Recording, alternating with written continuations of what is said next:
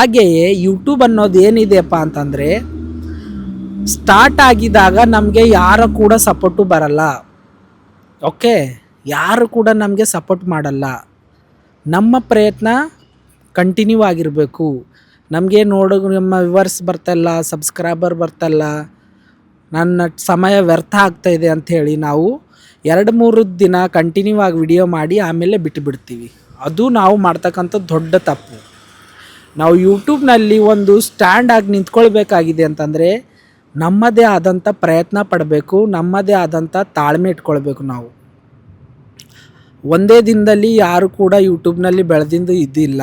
ಬೆಳೆದಿರ್ಬೋದು, ಅದು ಡಮ್ಮಿ ಆಗಿ ಅದು 2 ದಿವಸದಲ್ಲಿ ಅವ್ರು ಹೋಗಿಬಿಡ್ತಾರೆ.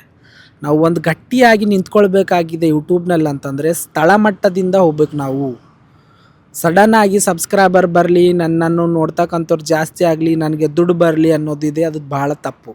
ಅದಕ್ಕೋಸ್ಕರ ನನಗೆ ಇವಾಗ ಎಷ್ಟೋ ಜನ ಕ್ವಶನ್ ಮಾರ್ಕ್ ಮಾಡ್ತಾಯಿದ್ದಾರೆ, ನೀನು ಕೂಡ ಯೂಟ್ಯೂಬ್ ಚಾಲೂ ಮಾಡಿದೀಯಾ, ಎಷ್ಟು ದುಡ್ಡು ಬರ್ತಾಯಿದೆ, ಎಷ್ಟು ಸಬ್ಸ್ಕ್ರೈಬರ್ ಆದರು, ಎಷ್ಟು ಜನ ನೋಡ್ತಾ ಇದ್ದಾರೆ ಅಂಥೇಳಿ. ನಾನಂದೆ, ಬರುತ್ತೆ, ನನ್ನದು ಒಂದು ದಿನ ಬರುತ್ತೆ, ಆವಾಗ ನಾನು ಏನಂಥೇಳಿ ನಿಮಗೆ ಗೊತ್ತಾಗ್ತೀನಿ ಅಂಥೇಳಿ ಅವರಿಗೆ ರಿಪ್ಲೈ ಕೊಟ್ಟೀನಿ. ಇವಾಗ ನನಗೆ 10 ಜನ ಸಬ್ಸ್ಕ್ರೈಬರ್ ಇರ್ಬೋದು ಅಥವಾ ಒಬ್ಬರೇ ಇರ್ಬೋದು, ಅವರೇ ನನ್ನ ಸಪೋರ್ಟರ್ ಆಗಿ ನನ್ನ ಹಿಂದ್ಗಡೆ ನಿಂತ್ಕೊಂಡಿದ್ದಾರೆ. ಬರ್ತಕ್ಕಂಥ ದಿನದಲ್ಲಿ ನನ್ನದೇ ಆದಂಥ ಬಳಗ ನಾನು ಕೂಡ ಕ್ರಿಯೇಟ್ ಮಾಡ್ತೀನಿ.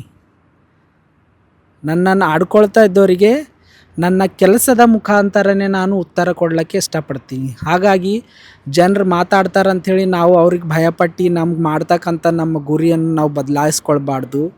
ಅವ್ರು ಆಡೋ ಕೆಲಸ ಇದೆ, ಅವ್ರು ಆಡ್ತಾ ಇರ್ತಾರೆ.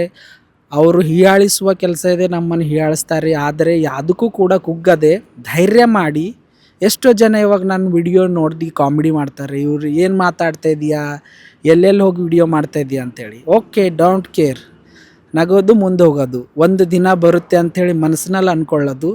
ಆವಾಗ ಇವರು ಯಾನ್ ಅಂತಿದ್ದೀವಪ್ಪ, ಇವಾಗ ಇವನು ನೋಡು ಅನ್ಬೇಕು. ಆ ರೀತಿ ಬೆಳೆಯುವ ಒಂದು ಹಠ ಇಟ್ಕೊಳ್ಬೇಕು.